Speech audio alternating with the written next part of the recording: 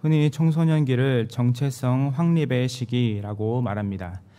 나는 누구인가에 대한 물음에 답을 찾아가는 시기인 것입니다. 성 정체성 역시 마찬가지입니다. 생물학적으로 남자이고 여자이지만 정신적으로 스스로가 남자 혹은 여자라고 인식하는 것 역시 청소년기 때에 형성됩니다.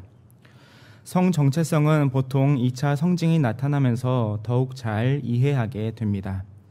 남자는 남자로서, 여자는 여자로서의 성적 특징이 발현되면서 본인의 성 정체성을 확립해 가는 것입니다.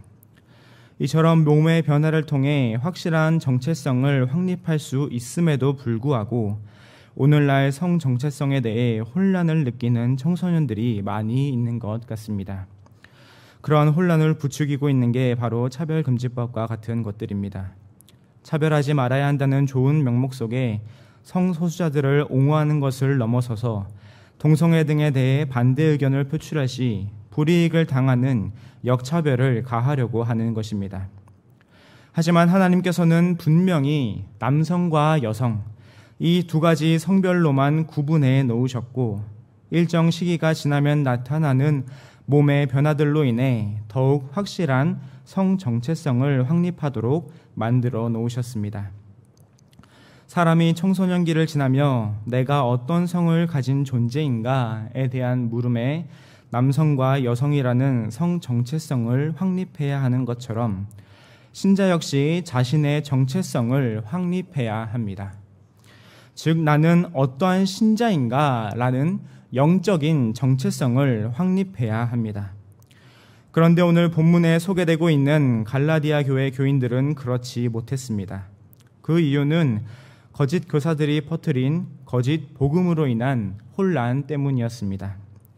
그래서 바울은 급히 갈라디아서를 기록함으로써 갈라디아 교회에 퍼진 혼란을 잠재우고 그들의 영적 정체성을 바르게 일깨우고자 했던 것입니다. 그렇다면 오늘을 살아가는 우리 기독신자는 어떠한 정체성을 가지고 살아가야 하는지 이 시간 본문을 통해 함께 살펴보고자 합니다. 첫째로 신자는 세상의 자랑이 넘치는 곳에서 자신을 구원한 그리스도의 십자가를 자랑하는 자입니다.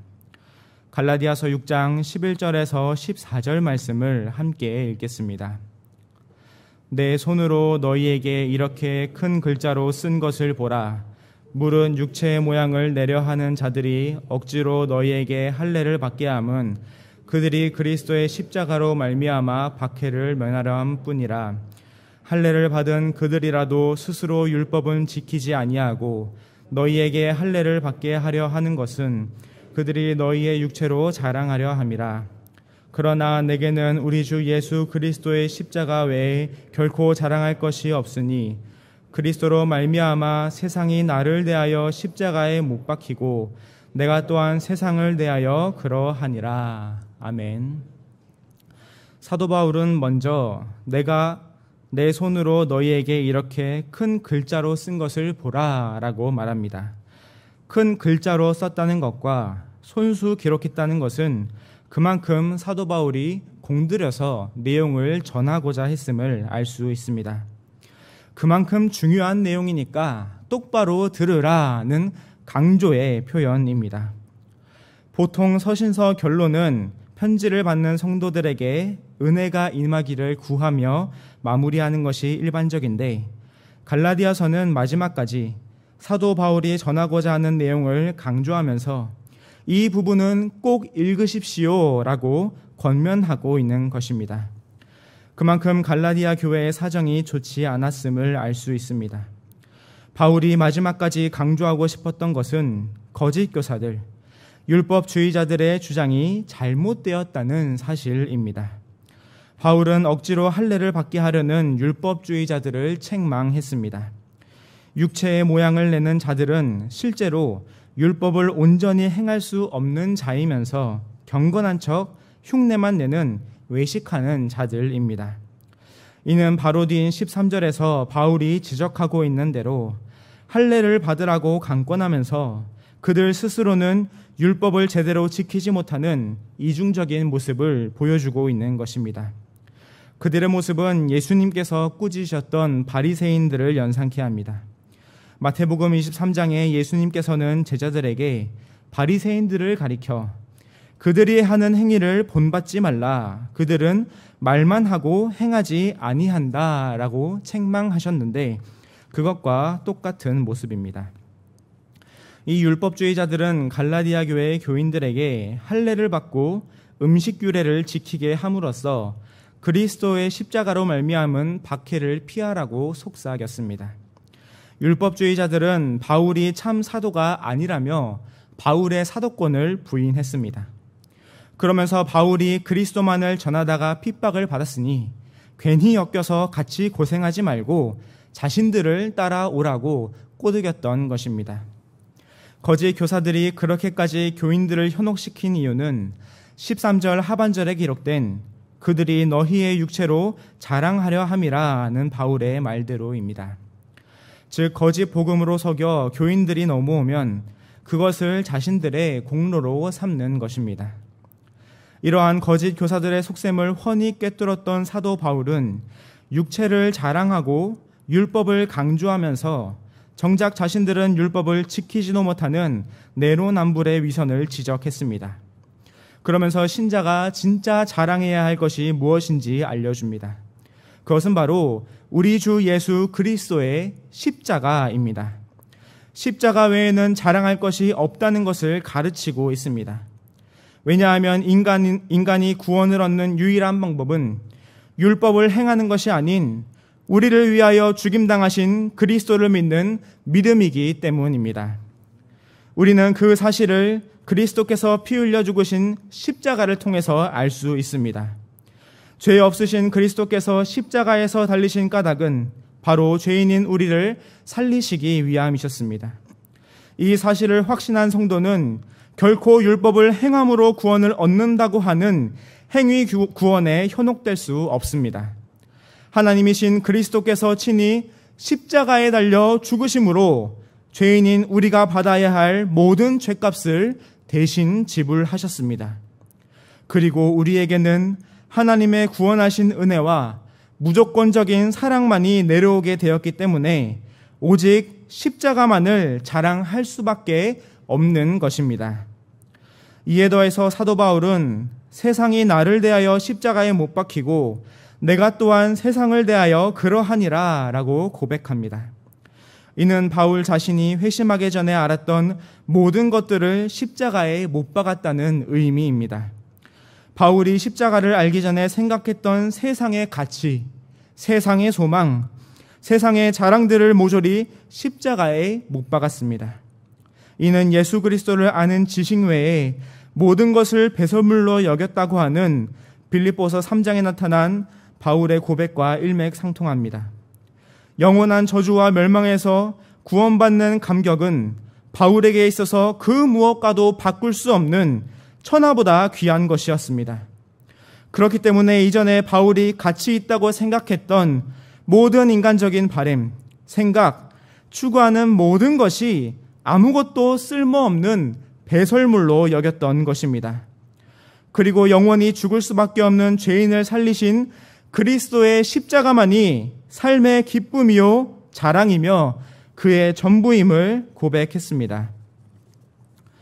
신자는 자신이 죄인의 신분에서 의인으로 변화된 그 공로가 오직 그리스도의 십자가 죽으심을 통해 왔다는 사실을 반드시 기억해야 합니다. 그런데 때론 죄악된 본성으로 인해 공로주의로 향할 때가 있습니다. 구원은 하나님의 은혜로 받았지만 그 뒤에 따라오는 성화 생활에서 나 자신이 드러나려고 하는 것입니다. 내가 했고 내가 잘해서 이룬 것이라는 생각입니다. 하지만 참된 신자라면 내가 했다는 생각을 버려야 합니다. 그리스도의 은혜로 구원받은 신자는 자신이 살아가는 모든 순간이 오직 하나님의 은혜임을 고백해야 합니다. 특히 교회에서 어떤 직책을 맡아 봉사할 때에 내가 그 시간을 쓰고 내가 땀을 흘리고 내가 애를 썼다고 해서 그것이 내 공로가 되는 것은 아닙니다. 그것조차도 어디까지나 구원받은 신자이기에 당연히 행해야 하는 것이며 하나님께서 능력 주심으로만 감당할 수 있기 때문입니다. 그렇기에 신자의 삶 전체에 자신의 공로를 내세우거나 자랑하는 것은 단 한 개도 없다는 사실을 고백해야 합니다. 그래야 이중칭의를 주장하는 바울의 세관점주의자들을 비롯한 공로주의를 주장하는 악한 속삭임에 결코 흔들리지 않을 것입니다. 참된 신자라면 그리스도의 십자가만을 자랑해야 합니다. 죄인 중에 괴수인 나를 위하여 하나님이신 그리스도께서 친히 십자가에 달려 죽으셨다는 사실, 그로 인하여 구원인의 삶을 살게 되었다는 사실에 감사하며 구원이 십자가로부터 왔다는 그 사실을 자랑해야 합니다. 그렇다면 진정 십자가를 자랑하는 성도의 모습은 어떠한 것이겠습니까? 구원의 은혜에 감사 감격하는 삶은 무엇이겠습니까?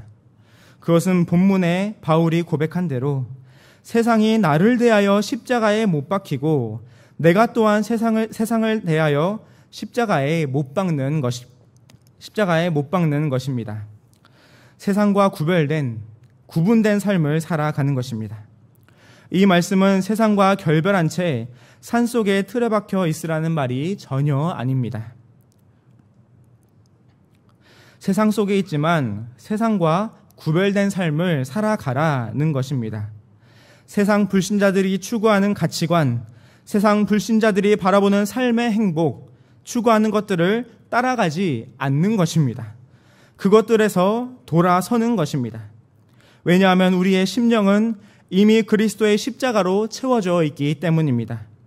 그리스도의 십자가 하나로 이미 충분히 행복한 그리스도인으로서 이 땅을 살아가고 있기 때문입니다.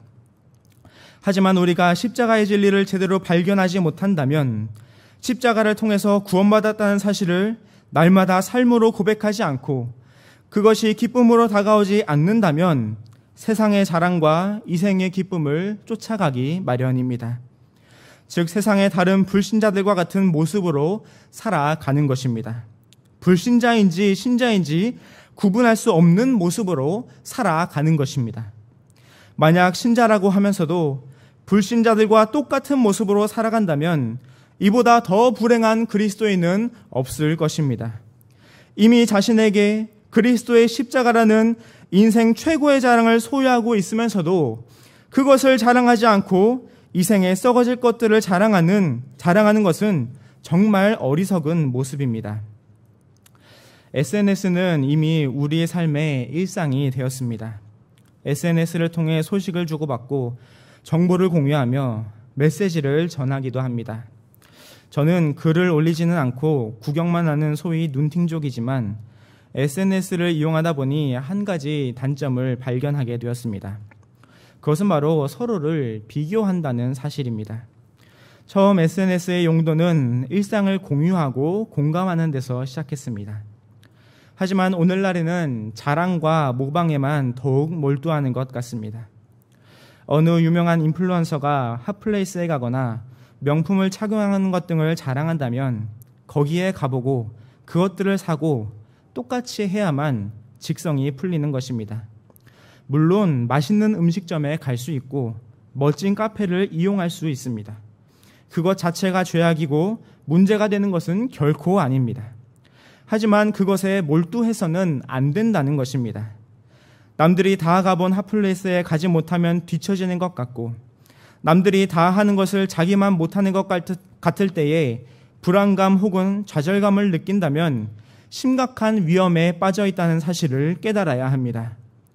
신자의 삶은 그저 이 땅에서 잘 살고 잘 놀다 가는 것, 그런 수준 낮은 것들로 채워져서는 안 되는 인생입니다.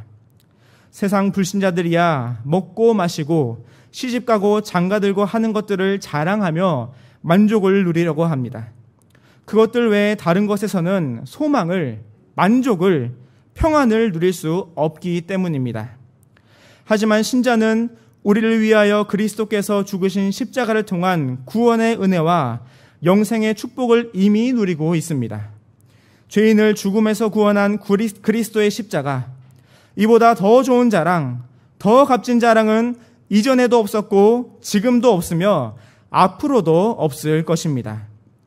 그러므로 우리의 구원은 우리의 행위가 아닌 오직 그리스도의 십자가를 통해 주어졌음을 겸손히 고백하는 가운데 세상의 자랑이 넘치는 곳에서 그리스도의 십자가만을 자랑하시는 구별된 삶을 살아가시는 성도님들 되시기 바랍니다. 둘째로, 신자는 세상의 핍박 중에도 신행일치의 노력으로서 예수의 흔적을 새기는 자입니다. 갈라디아서 6장 15절에서 17절 말씀을 함께 읽겠습니다. 할례나 무할례가 아무것도 아니로되 오직 새로 지으심을 받는 것만이 중요하니라. 무릇 이 규례를 행하는 자에게와 하나님의 이스라엘에게 평강과 긍휼이 있을지어다. 이후로는 누구든지 나를 괴롭게 하지 말라. 내가 내 몸에 예수의 흔적을 지니고 있노라. 아멘.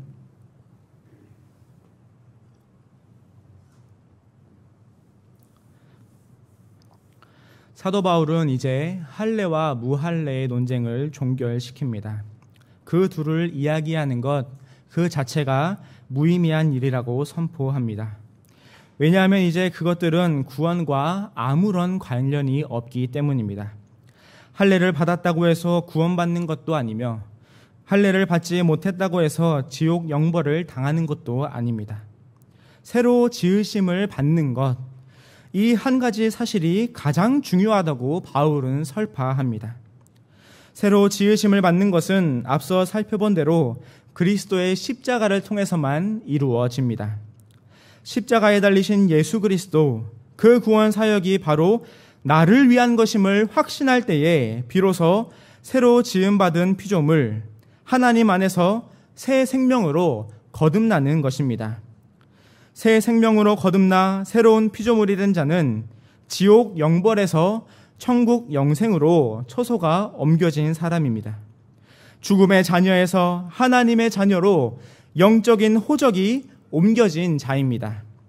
그것은 사람 스스로가 꿈도 꿀 수 없는 최고의 인생 역전인 것입니다. 오직 하나님 편에서 베풀어 주시는 구원의 은혜라는 사실 외에 설명할 다른 길이 없습니다.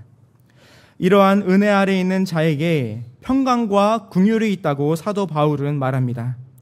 하나님 안에서 평강을 누리게 된 자들, 하나님의 긍휼을 받아 죽음에서 해방된 자들입니다.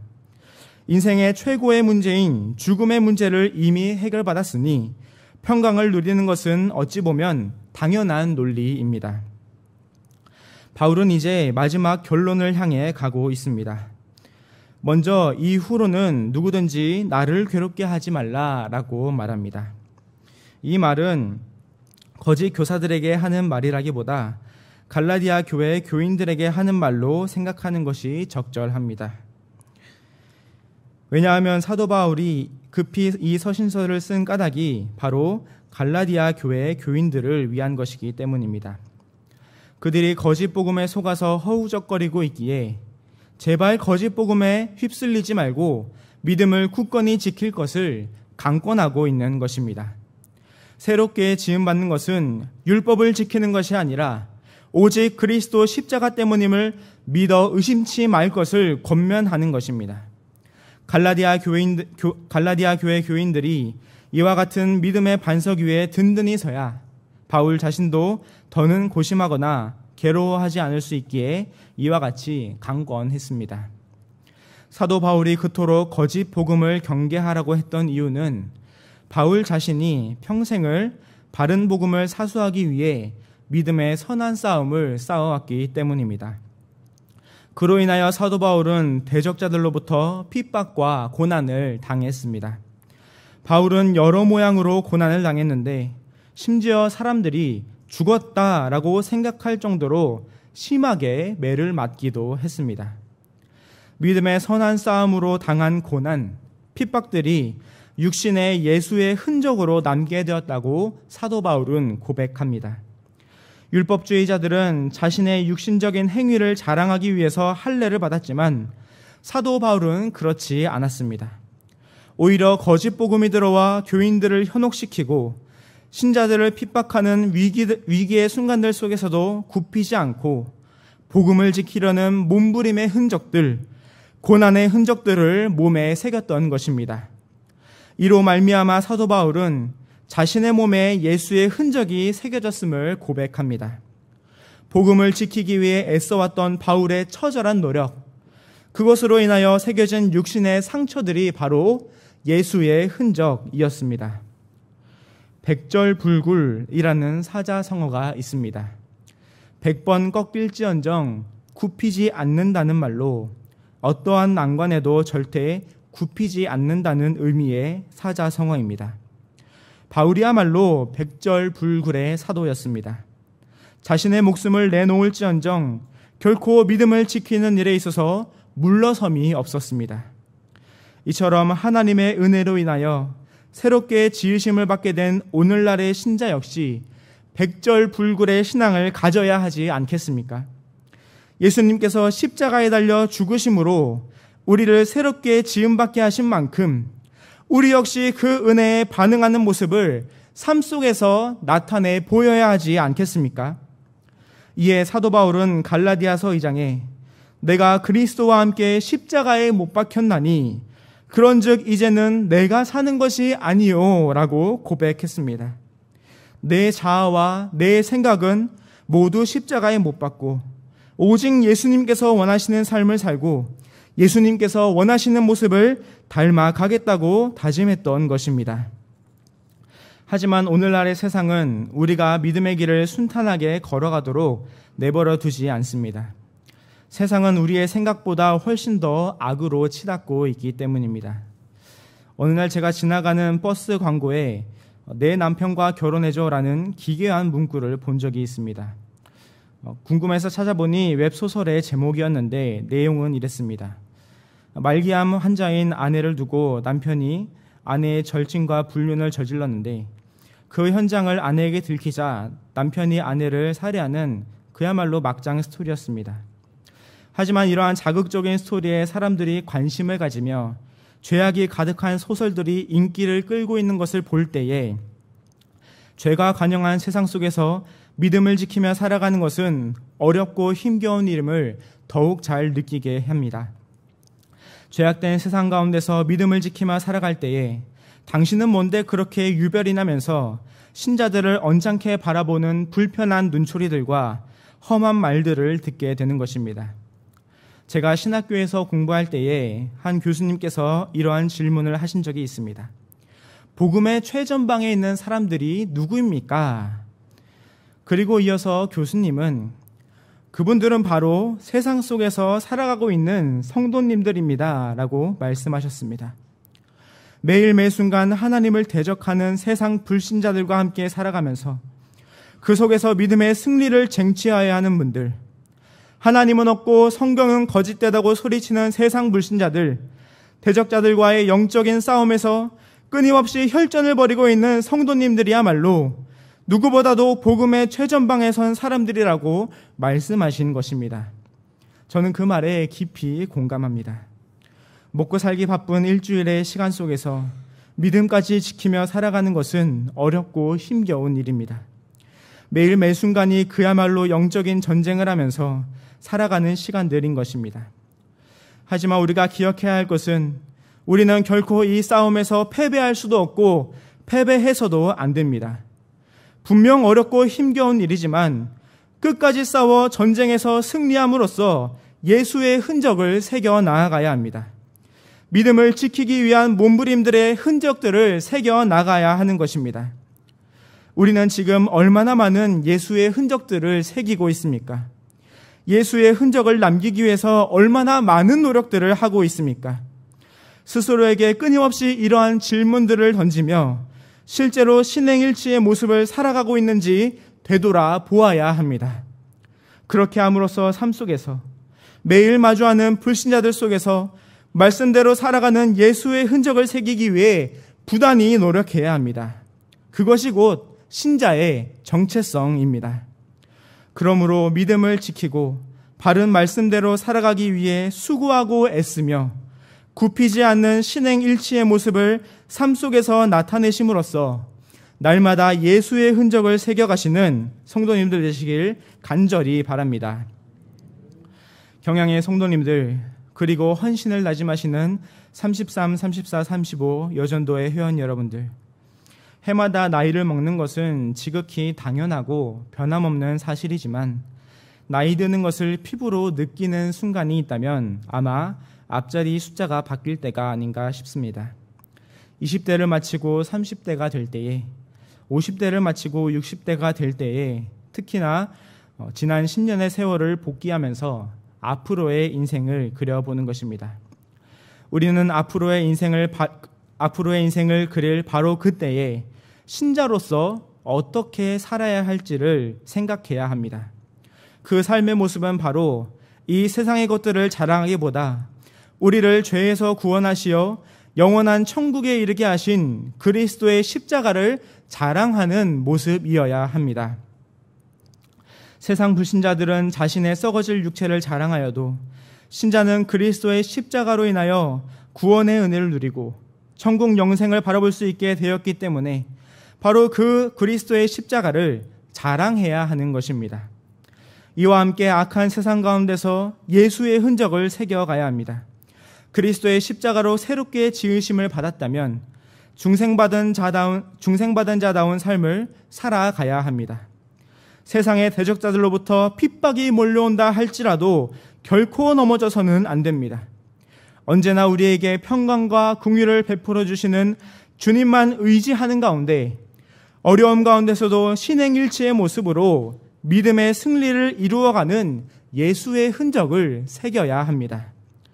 이제 우리는 주님의 새 생명 얻은 몸으로써 세상의 자랑이 넘치는 곳에서 주 예수보다 더 귀한 것은 없음을 고백하는 가운데 날마다 자신을 십자가에 못 박고 세상의 핍박 가운데서 신행일치의 모습을 보이심으로써 예수의 흔적을 더욱 선명하게 새겨가시는 제33, 34, 35 여전도의 회원들과 경양의 성도님들 되시길 간절히 바랍니다.